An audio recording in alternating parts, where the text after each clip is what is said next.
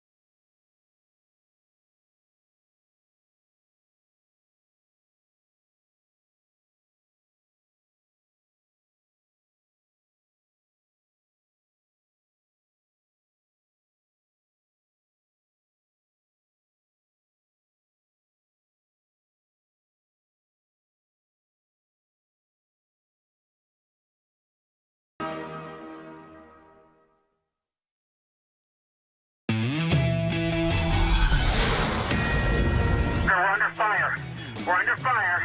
He's got an automatic weapon. He's firing out of the front of the synagogue. Horror in Pittsburgh as a maniac fueled by hate opens fire on worshipers. 11 people are dead. At least 4 police officers are injured. The suspect reportedly yelled, "All Jews must die," before he opened fire.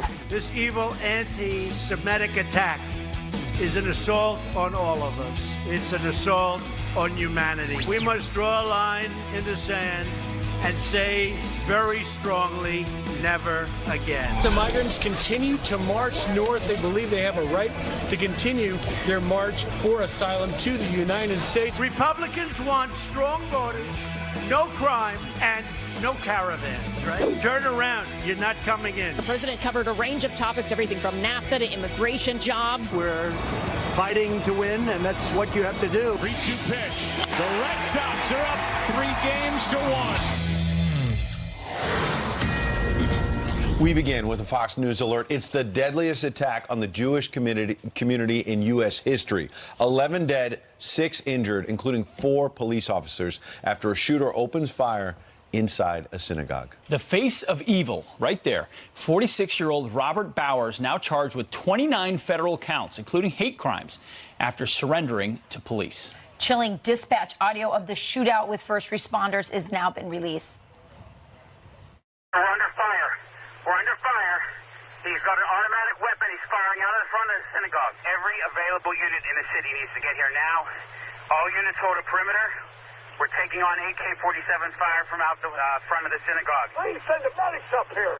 Just chilling. David Lee Miller is live in Pittsburgh, where we're learning more about the suspect's background. Good morning, David. Good morning. It is a cold and rainy morning here in Pittsburgh, and this is a city that is soon going to be waking up to a very different place than it was just 24 hours ago. This is a city that is mourning now. As you mentioned, the Anti-Defamation League is now saying it is likely that what happened here almost 24 hours ago was the deadliest attack against the Jewish community in the United States. The alleged shooter, 46-year-old Robert Bowers, faces dozens of federal and state charges. During the attack, before and after, he made a number of anti-Semitic remarks. Police said that he admitted to saying, quote, "These Jews need to die," after he was taken into custody. Last night, a U.S. magistrate here signed a federal complaint for 29 counts, including 11 charges of obstruction of exercise of religious beliefs resulting in death. Bowers will also face 11 state charges on homicide. Pennsylvania has a moratorium on the death penalty, but federal prosecution could result in his execution.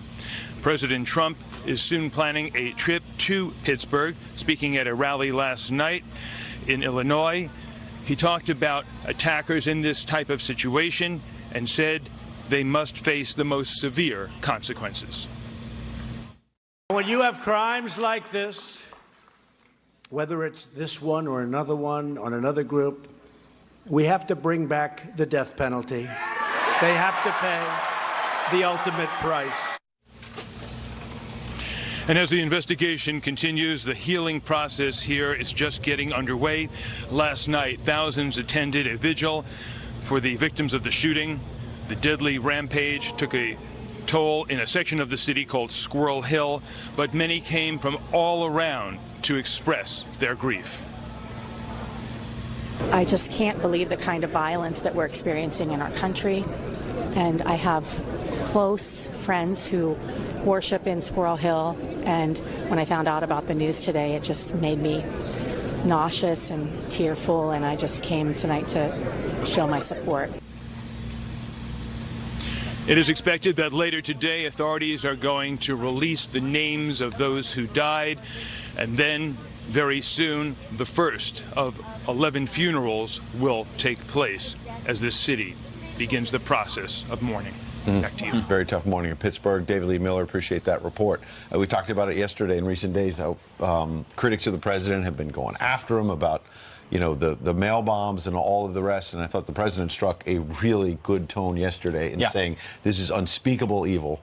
And it simply cannot happen in America. And he had this political rally scheduled in Illinois, and he said some on his staff were debating, should we cancel this or not? And he compared it to 9/11 and what happened here in the New York City area. And people were saying, we got to keep the stock market closed for a while. We need to stay back. And he said, no, people in New York City, people at the stock exchange, Dick Grasso and others said, we need to get it going. We can't let this kind of evil win. That's right. So he was at a rally yesterday, and we're going to play some more comments. David Lee Miller had a few. He talked about this sheer anti-Semitic attack. Listen. The hearts of all Americans are filled with grief following the monstrous killing of Jewish Americans at the Tree of Life Synagogue in Pittsburgh, Pennsylvania. You've all seen it. This evil anti-Semitic attack is an assault on all of us. It will require all of us working together to extract the hateful poison of anti-Semitism from our world. The scourge of anti-Semitism cannot be ignored, cannot be tolerated, and it cannot be allowed to continue. We can't make these sick, demented, evil people important. And when we change all of our lives in order to accommodate them, it's not acceptable. This is the time to renew the bonds of love and loyalty that hold us all together as Americans. These bonds have always sustained our nation in its hour of need. They are always more powerful than the forces of hatred and division, anger and evil. Well, the president couldn't be more unequivocal about how evil this is, his thoughts on it. He was very clear, denouncing this anti-Semitism, something that probably is very personal to him. He has a daughter or son-in-law who are Jewish. Absolutely. And yet some people could not resist the temptation of blaming President Trump. We have here a quote from Joe Biden.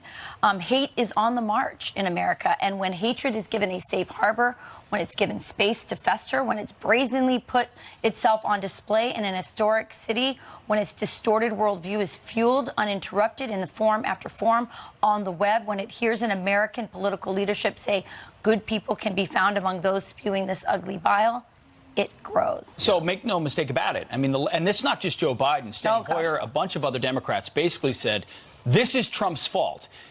This is where I think we need to take a pause. Not everything that happens is political. Some things are just sheer evil. I mean, the reports are that this shooter hates Trump, believes Trump is controlled by Jews. And we should think about this. For Christians, this is like someone walking into church on Sunday. I mean, Shabbat is the holy day for Jews on Saturday. This is like walking into your local church on Sunday and shooting people up. I mean, the bravery of law enforcement is what we should be holding up. So much worse. Oh, my goodness, it could have been so much worse. But to impugn the motives of the other, I say a lot of things about stopping illegal immigration, refugee. Doesn't mean I hate illegal immigrants or hate people who are proponents for them. It means I disagree on the policy or the way it should happen. When you say that Donald Trump is hatred or spews hate, you're devolving down to a place where anything is justified to be said about that. We're charging he's giving it safe harbor. Exactly. What was the statement? Well, and also there's evil, and there's also just plain crazy. I mean, the guy with the van and the pipe bombs. I mean, this sounds like somebody who was clearly unstable, probably had some meltdown from taking steroids on his brain. I mean, we just can't always, as you say, Pete, very wisely, we can't attribute everything to politics. Yep. And it seems like we're in this bubble, this environment now where everything is being taken advantage for political advantage. And as we mentioned at the top, we expect the president at some point in the next few days, when it's appropriate, is planning to go to Pittsburgh to express his sympathy, his concerns about all of this. Obviously, the timing is very difficult. You've got a midterm election less than 2 weeks away right now. Politics is going on right now. You've seen those attacks on the president, as we just mentioned. He's trying in those comments that we saw at the rally to stay above the fray. And there are a lot of big issues. Pete just mentioned illegal immigration as well. And that's where we turn to another Fox News alert, the migrant caravan, which is still marching toward our southern border, ready to defy U.S. immigration laws. Wow, many of them now turning down Mexico's offer for asylum. Griff Jenkins is live with the caravan in southern Mexico. Griff, good morning. Good morning, guys. We're in San Pedro Tepanetepec, and it's about 200 miles north of that U.S.-Guatemala border. But look at the scene behind me. It looks like it could be a possible day of rest for the migrants. They're here in the town square sound asleep, and I'm going to bring you around here and walk you the entire distance. It's just bodies everywhere, and clearly this is taking a toll. Now, the organizing group, Pueblo Sin Fronteras, usually they are up at 3 a.m. marching to the next location. They want to avoid the heat of the day, but they announced very late last night that they were having a 10 a.m. press conference here today. And we were also hearing that really the toll on this group is becoming quite strong, because we're hearing multiple reports of children being abducted. We're hearing that there have been some attempts amongst some of the younger ones in this group to rob others. These are reports that are coming out with local reporters and amongst the people we are talking to here as well. And of course, we have the medical folks here treating people that are continuing to get sick. Now, when we talk to these people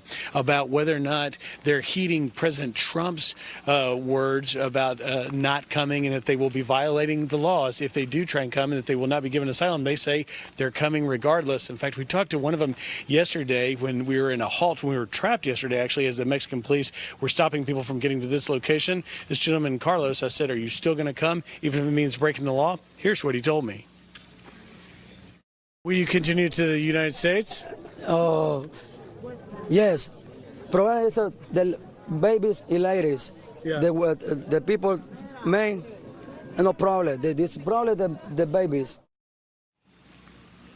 So we're going to, as they begin to wake up, talk to them again today and see if they're really intending to break the law, or whether or not they'll accept Mexico's offer, claim asylum, and get Peña Nieto's offer of temporary work, health care, and some shelter. Guys? Wow. My heart breaks for those little babies that are brought on that journey. Griff, great Thank you, work. Griff. And we're also hearing, this week we might hear a proposal from the administration to take a pretty hard line on whether they come in or not. All right. All right, we're going to turn quickly to some headlines.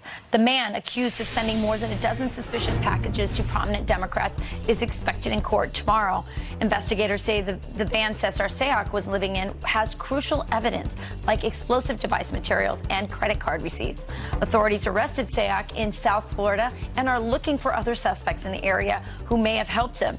Steve Harrigan will join us live from Miami in about 10 minutes with the very latest. Now to extreme weather, a nasty nor'easter slamming the East Coast, leaving thousands without power. Heavy rain triggering severe coastal flooding from New Jersey to Long Island, even shutting down roads.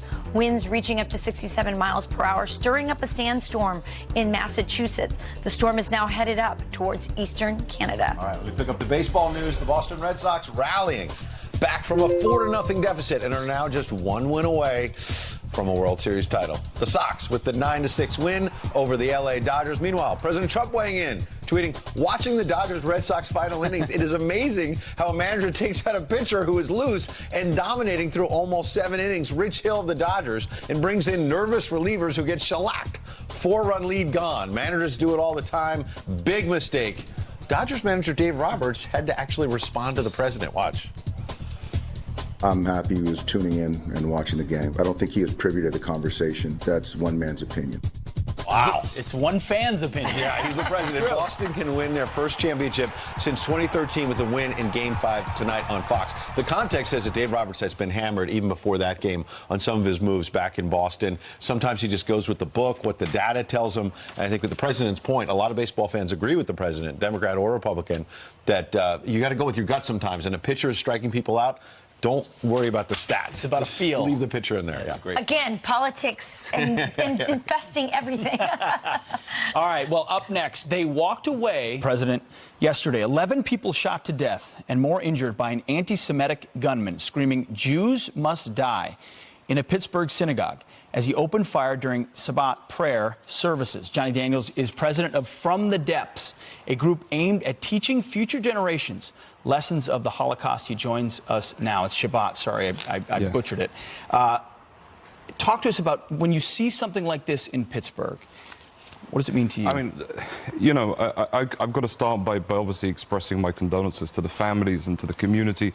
But it was just such a horribly tragic thing to happen. You know, this is people who are going to worship in synagogue. They're going with their families, they're going with their kids. I go every Shabbat with my children to the synagogue. And the notion that a crazed man can come in and open fire and brutally murder so many people is just so horrendous.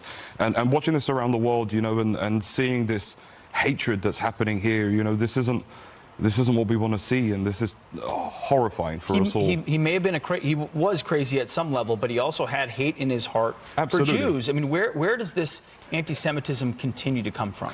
Well, look, I mean, I think that anti-Semitism, as we know, is an epidemic that's across the world, and you know, we're seeing it on the rise today in Europe.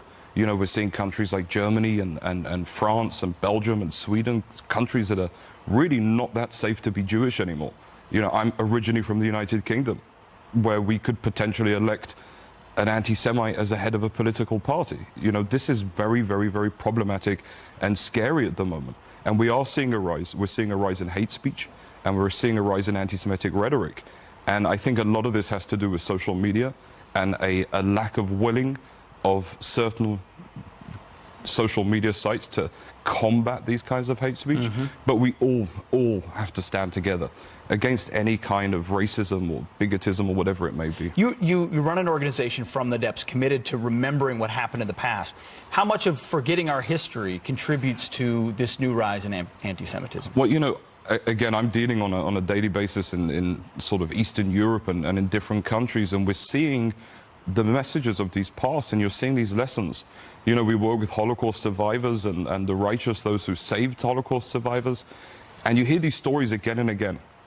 And you see that the anti-Semitism started on a rise, and it wasn't combated strongly enough. And I think that what we're seeing now, and this hate speech ultimately does lead to death. And this really needs to be fought against. For people that don't have an ounce of anti-Semitism in their heart, right? Where does that come from? Where does this reoccurring desire to point to the Jews and say, you're evil? Where does it come from? Well, I mean, look, unfortunately, a lot of it is educational. And a lot of it is, you know, institutional. You know, in a lot of countries, there is most definitely institutional anti-Semitism. And historically, Jews have been a scapegoat, right? So if something goes wrong in a country, you're going to blame a minority, as we often see. And the minority in Europe often happened to be the Jew. And this, unfortunately, continued. And this whole notion that you know, this control and all of this stuff, this is so much of this hatred that is just so unnecessary. Well, it's scary that you, once again, we're revisiting this in Europe, the place that just seven decades ago committed these heinous acts. Johnny Daniels, president of From the Depths. You're keeping the Holocaust alive, making sure people remember it. Today is an important reminder of that as well. Thank you very much. Thanks for being here. Appreciate it. Good stuff. Tough day. All right, still ahead. A madman murders 11 Jews at a place of worship but it's Donald Trump that the left is calling evil. Dr. Sebastian Gorka is here to react. Plus, in another story, the migrant caravan refusing medical benefits from Mexico as they push closer to the U.S. So what challenges could this pose to our hospitals? We're going to ask Dr. Nicole Saphier next. Let's find your audience today. See what you can do at ComcastSpotlight.com. News Morning, and we're back with a Fox News alert. The man accused of sending suspicious packages to prominent Democrats might have had some help. Steve Harrigan joins us live from Miami, where the feds are searching for some possible suspects. Steve, good morning.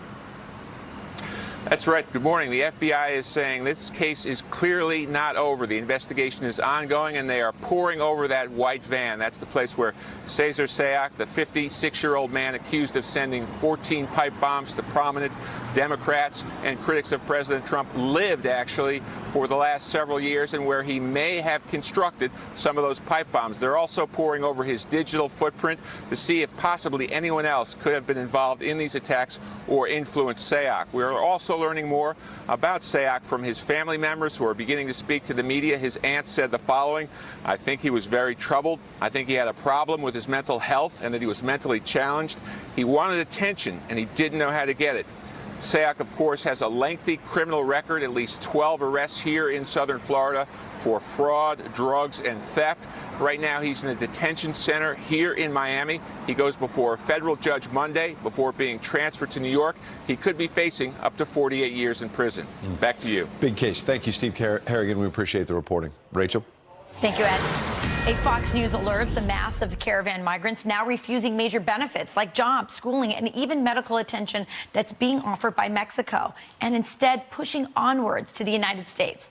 And our next guest warning that the potential influx of thousands of migrants' medical needs will overwhelm local hospitals as well as taxpayers' wallets. Here to explain, physician and diagnostic radiologist Dr. Nicole Saphier, who has worked in a border state hospital. So welcome. Thank you for having me. So let's first start with, I saw the images this morning from Griff. You know, they're sleeping on the floor. They're about 7,000 strong, we think.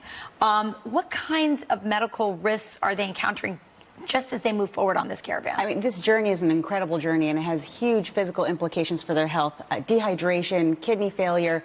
They're being treated constantly for wounds on their feet, which obviously can be subject to infections, unmanaged their own disease processes like diabetes, cardiovascular disease. So as they continue to move on, it's a very precarious and unhealthy, potentially unhealthy situation for a lot of these people. Yeah, in fact, they were saying, one of the people he interviewed said, you know, we think some of the men will make it. The people with little children might not make it because it is just so grueling. Now, once they arrive, if they make it across the border, you've worked in a border hospital in Phoenix, Arizona.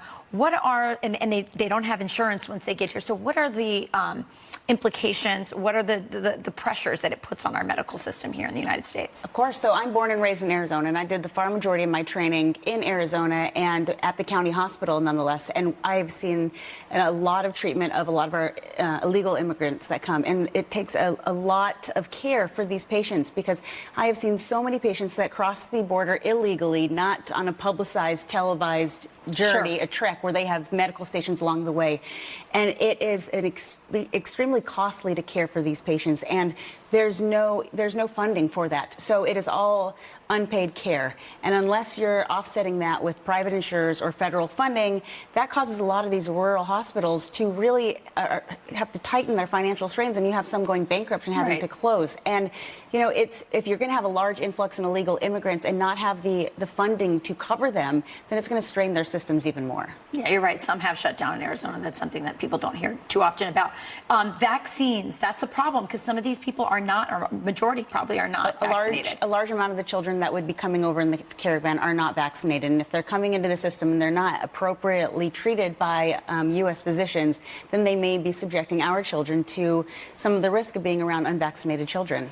Okay, I want to get quickly to sexual assaults. It's something that's been really on my heart a lot. 30% of the girls are sexually assaulted. Almost 20% of boys and young men are being sexually assaulted. We're seeing young girls coming across the border in the early stages of pregnancy.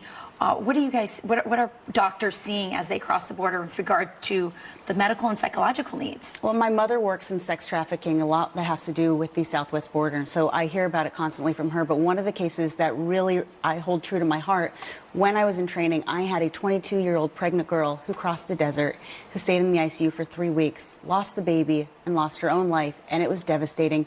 And sexual assault is extremely prevalent. We've already been hearing that there are cases of the children potentially being abducted from this caravan.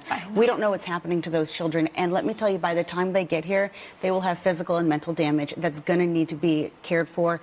And it's going to be expensive. And we already have a bankrupting healthcare system. We can't afford it at this point. Thank you, Dr. Starfire. Thank you for having me. Very important topic. Important topic that's not getting enough attention, so thank you. All right. A madman murders 11 people in a place of worship, but Howard Dean says it's Donald Trump who is evil. This has now become a struggle about good versus evil, and the President of the United States is evil. Dr. Sebastian Gorka is here to react next. Plus, what did the voters think of President Trump's rally last night? Todd Pyro is having breakfast with friends in Illinois. We'll check in with him. Todd's coming up next. Or police officers after a shooter opens fire inside a busy synagogue in Pittsburgh. It's a very horrific crime scene. It's one of the worst that I've seen, and I've been on some plane crashes. It's very bad. 46-year-old Robert Bowers now charged with 29 federal counts, including hate crimes. Bowers surrendering to police after the deadliest attack on the Jewish community in U.S. history. Let's bring in Dr. Sebastian Gorka, of course, Fox News national security strategist, former deputy assistant to the president, author of the new book, Why We Fight, Defeating America's Enemies with No Apologies. Good to have you here, Dr. Gorka. Thanks, Ed. Obviously, the book undoubtedly focuses on our enemies around the world, but when you see a case like this of just unspeakable horror, there are some enemies from within, unfortunately and tragically as well, it seems. Absolutely, absolutely. This tragedy proves to us yet again that anti-Semitism is alive and well, and we have to be on our guard to pick up the signs early, to find people that are going to act on it like this heinous individual, and to intercept them before they can actually do violence. So, yes, everybody has to be on their toes. Everybody has to report anything they see that is suspicious. In this case, there were some social media postings that, if they had been picked up in time, could have perhaps led to the law enforcement or to the authorities intercepting this. But unfortunately, evil is real, Ed. It walks the earth, and this man was evil. Doctor, you're right. I mean, evil is very real, yet a lot of folks after the shooting are quick to point fingers at President Trump and say, you know, it's an environment of hate that has led to this. What do you say to folks that make that claim? First, I'd like to point out the facts to them. Donald Trump's grandchildren are Orthodox Jews. His daughter converted to Judaism. Donald Trump is the first president in 23 years to keep our nation's promise to the people of Israel and to recognize Jerusalem as its capital and to move our embassy. So those are the facts.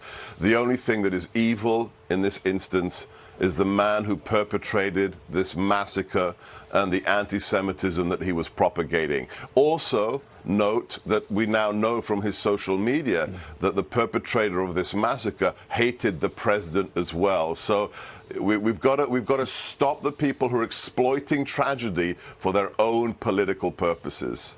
Now, Dr. Gorka, before the shooting, former DNC chair Howard Dean had this to say about Donald Trump. Evil lurks in the hearts of men. The Democrats have made plenty of mistakes, but they are about the future and idealism and making America a better place. This has now become a struggle about good versus evil, and the President of the United States is evil. Your reaction? Howard who? The most irrelevant man, the most laughable character in American politics for the last generation.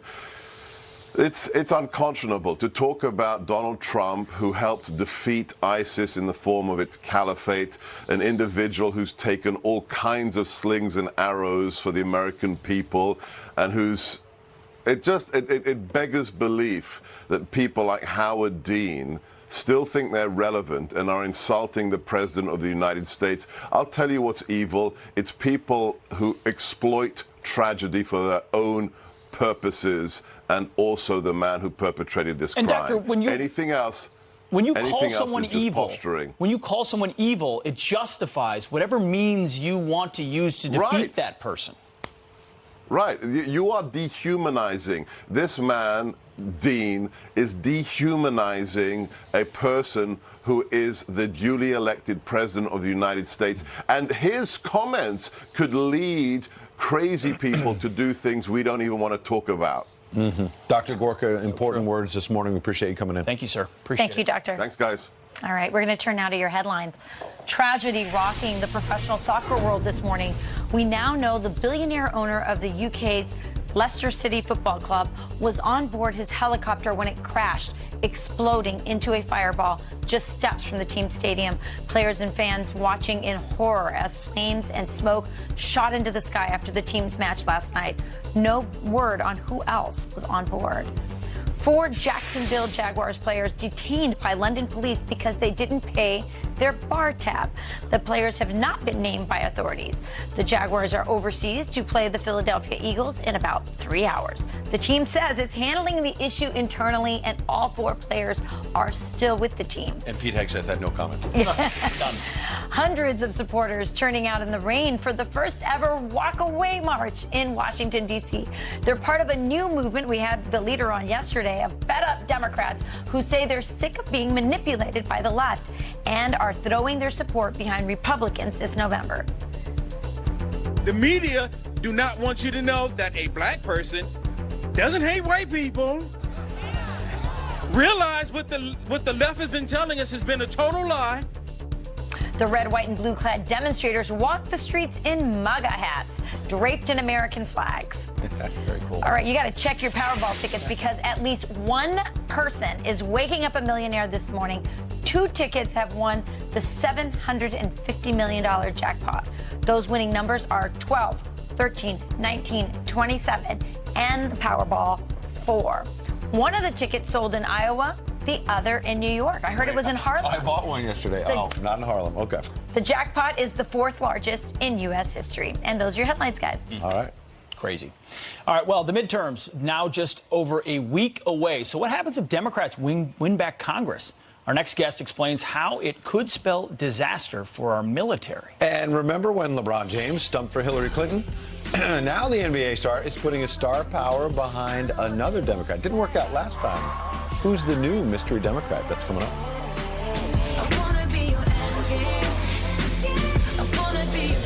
Lines Hollywood edition. LeBron James is taking a shot at politics, arriving in San Antonio donning a Beto for Senate hat. The Los Angeles Laker weighing in on one of the most heated Senate races of the midterm, supporting the liberal candidate fighting to unseat Texas Senator Ted Cruz. Considering the Lakers are 2-4, maybe he should pay attention there. And funny man Will Ferrell hitting the trail in Georgia, door knocking and recruiting volunteers for Democratic gubernatorial candidate Stacey Abrams. Hi, it's Will Ferrell. I'm here in Kennesaw City, home of the Owls. Trying to get people to volunteer with Stacey Abrams. Abrams is neck and neck with her opponent, President Trump-endorsed Republican Brian Kemp. We'll see if these celebrities weighing in actually works, Ed. Didn't work out in 2016, you're right, Pete. Since President Trump took office, his administration has given strong support for the U.S. military. You've seen that again and again, even signing an over $700 billion defense policy bill back in August that boosted military pay by the most in 9 years. But what will happen if the so-called blue wave washes over Washington? Let's ask former advisor on military matters for The Hill, Rebecca Heinrichs, now a fellow at the Hudson Institute. Good morning. Good morning. So we've heard this idea, though, that maybe the blue wave is not all it was cracked up to be. Might that be good news for the U.S. military?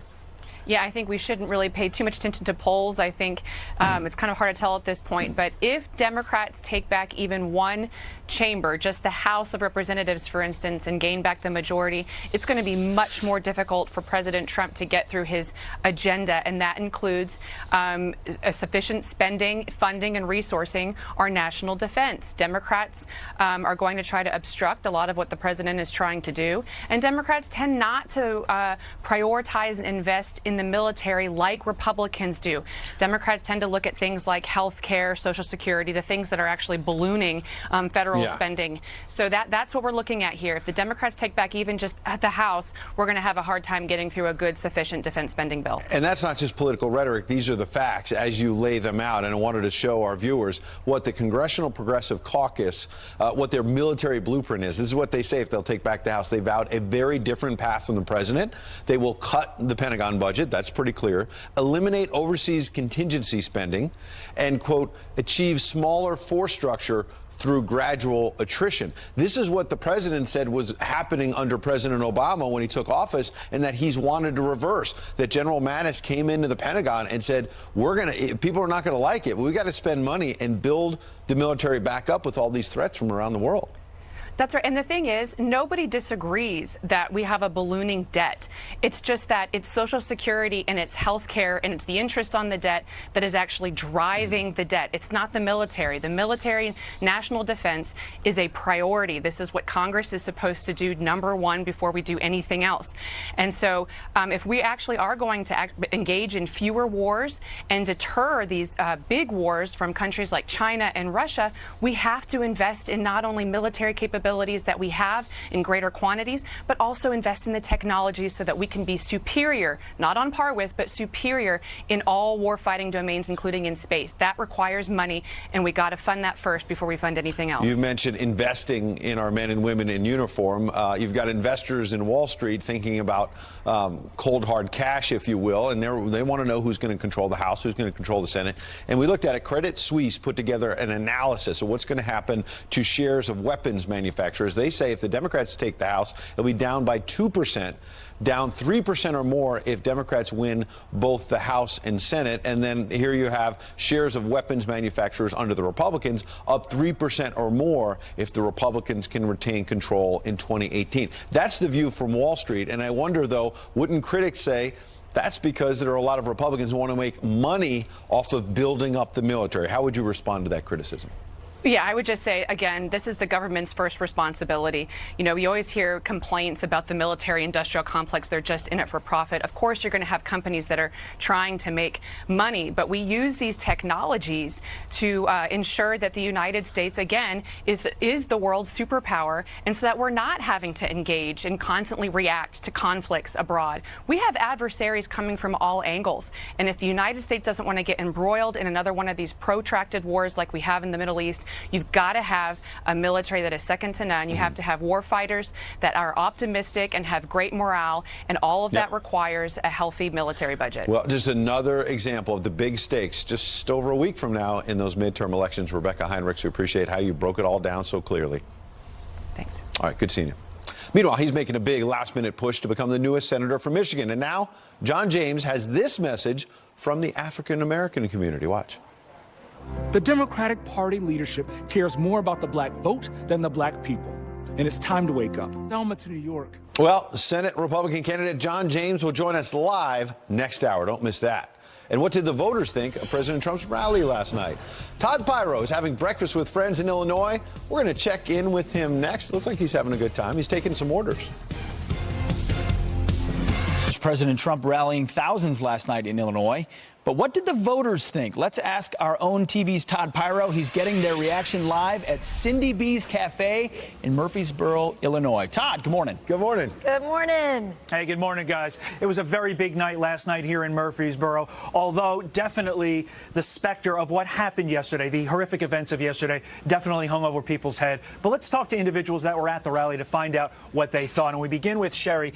Sherry, you said you really admired the way that the president said he was going to tone it down at the rally, and he ultimately followed through with that, despite calls from the crowd to sort of rev it up. Why did you like that?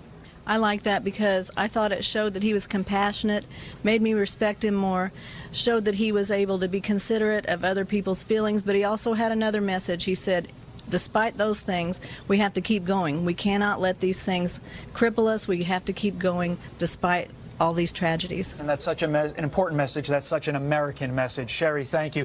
Janet, interesting note here. The president here was to stump for congressional candidate Mike Bost. You used to babysit for Mike Bost. You said the president was smart to come here for Mr. Bost. Why? Well, Mike is the most honest person I've ever met. His family and he, of course, are local. And they're real people. They're not pretentious. They're just the grassroots, honest to goodness, good people. And I can't tell you how much I care about them. That's so weird. The babysitter. How cool is that? Thank you so much. Richard, you also were at the rally, and you thought the most important thing the president spoke about was jobs. Why? Well, here in Southern Illinois, the economy is really tough. It's not competing with the cities, and now we have the president and Mike Bost working together to bring back the coal mines and the steel manufacturing. So we need those both very much, and I'd like to thank both of them for helping us. Richard, thank you. And Clifford, finally to you.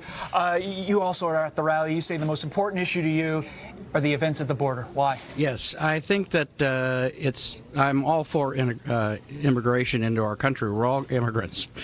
And they need to come in an orderly fashion and do the proper paperwork. I've been to all those countries. I've worked in all those countries. And they take a life history just to get in the door. And so for them to be charging our border to come into the United States, it's a privilege, not a right. They've got to do the paperwork. Understood. Well, thank you all very, very much. Obviously, a tough day yesterday, but we really do appreciate you taking the time to chat with us today. Guys, back to you in New York. Thank you, Todd. TV's Todd Pyro live there in Illinois. That's awesome. That's right. We're going to be checking in again with Todd live from Illinois all morning long. That's right. Stay with us. And now we're moving on to a Fox News alert. After the deadly shooting inside a synagogue on Shabbat, Democrats make it all about politics. Plus, our man at the border, Griff Jenkins, he is still embedded with that migrant caravan pushing toward the U.S. border. We're going to check in with him live coming up. And David Bossie, Tammy Bruce, Alan Dershowitz, and Karl Rove all here live. Monster show.